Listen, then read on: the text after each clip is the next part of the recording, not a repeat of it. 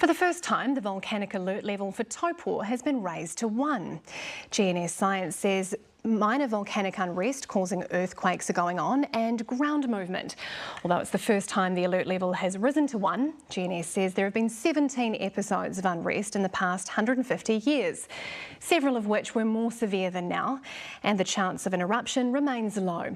The last eruption was nearly 1800 years ago.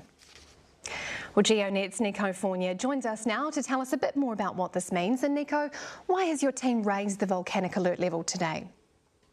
So we've raised the alert level quite simply to provide more information about what Taupō is actually doing at the moment, what the volcano is doing. And the intent of that is to enable the communities to be more prepared for those earthquakes that they are feeling at the moment. So really, it's a simple message that we're providing. It is that the volcano is a little bit more restless at the moment, and that the communities should expect those earthquakes to continue for a little while longer. And if they feel those earthquakes, they should drop, cover and hold.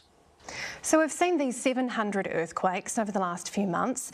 Are they going to get worse, stay the same? What's your prediction?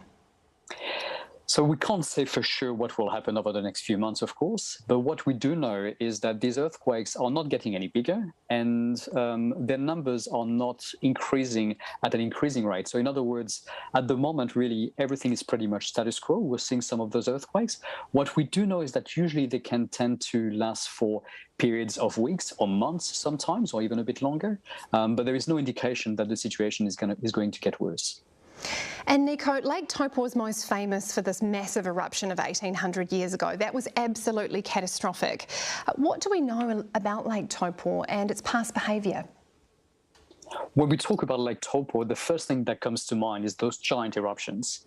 But the reality is that the vast majority of the eruptions at Lake Taupō are actually quite small. So only 2 out of the last 29, for instance, were big, and they are actually the exceptions. The vast majority, the 27 others that we've had in that period of time, were probably of the scale slightly bigger than the 95-96 eruption at Ruapehu for people who were around.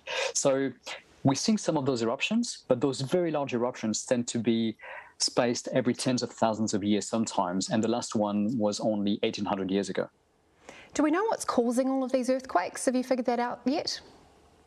So we can't say for sure what is actually causing the earthquakes we're seeing at the moment, but what we do know is that they are located under the area where we know some magma is present underground. So we're talking about an area kilometers below the ground.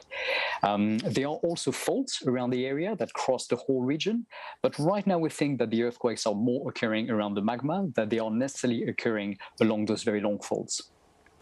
And the eruption of Whakaari White Island has created, I think it's fair to say, a lot of anxiety about unexpected volcanic eruptions. This case is different though, right? The Whakaari tragedy is of course, has caused a lot of anxiety for anybody in the country. Taupō is very different. Taupō is not a volcano that has been erupting regularly for a period of time. Taupō is a volcano that, again, is very quiet most of the times.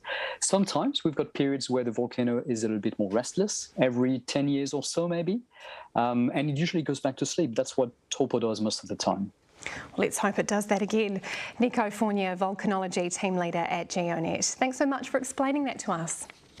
Anytime, anytime.